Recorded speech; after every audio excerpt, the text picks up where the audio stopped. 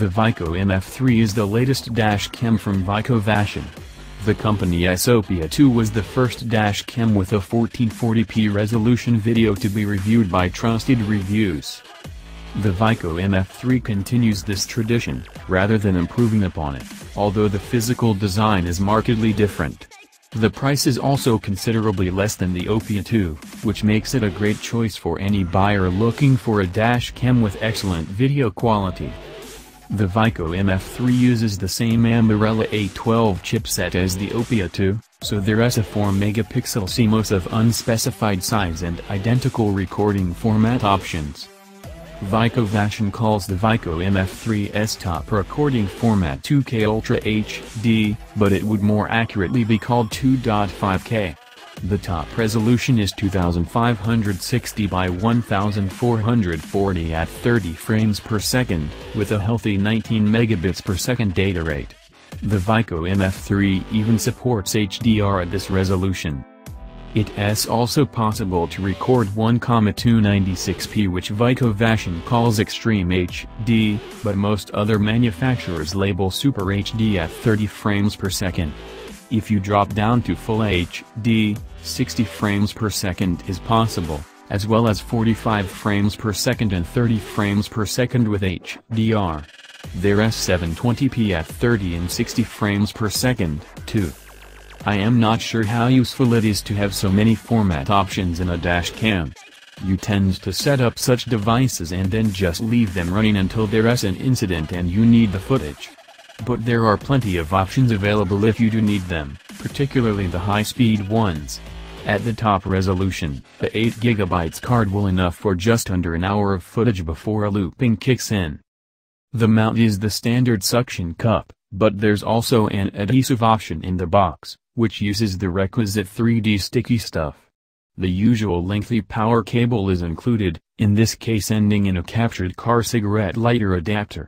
You won't be able to hook up a sat-nav at the same time without an adapter. The Vico MF3 sports a large 3-inch display, with 5 buttons on the edges of the bezel, 2 on the left, 3 on the right. The red button on the top left is for marking events, which sets the current video file as not to be overwritten. This places that file in a separate events folder on the microSD memory card used for storage. The menu button can be found beneath this. Here you can set the video resolution, play back your video recordings, configure the smart warning system, of which more below, and turn on parking surveillance.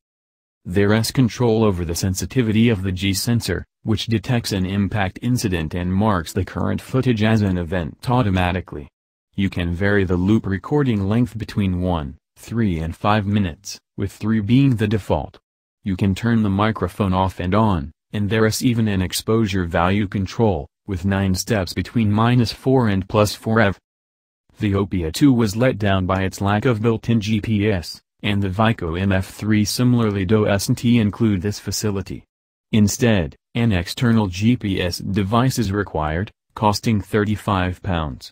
Aside from tracking your location and storing it alongside the video, the GPS add-on also adds lane departure and forward collision warnings, bringing the features of the Vico MF3 broadly in line with the most capable dashcams. As mentioned above, there remains a smart warning system section in the menu, even without the GPS add-on. This includes speed camera detection, although this didn't seem to do anything, since it probably requires the GPS and a camera location database. In addition, the VicoVation website implies this is only for Taiwan. You can set an alert for when you over the speed limit, although, again, without a GPS this won't work. However, there are some features that will work without the GPS. The lead car departure alert detects when the car in front moves in stationary traffic and lets you know, in case you've stopped paying attention. The headlights on reminder will also function without a GPS, as will the driver fatigue alert. It has just a shame the GPS isn't built in, because if it was, the Vico MF3 would boast a relatively comprehensive set of features compared to the competition.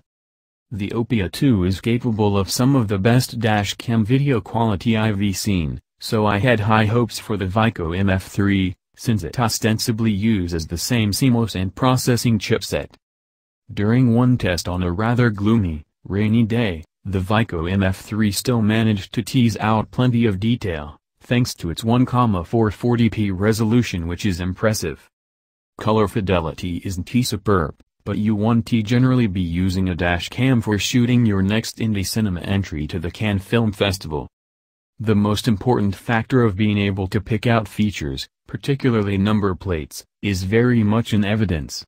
You don't need to be directly behind a car to see its registration.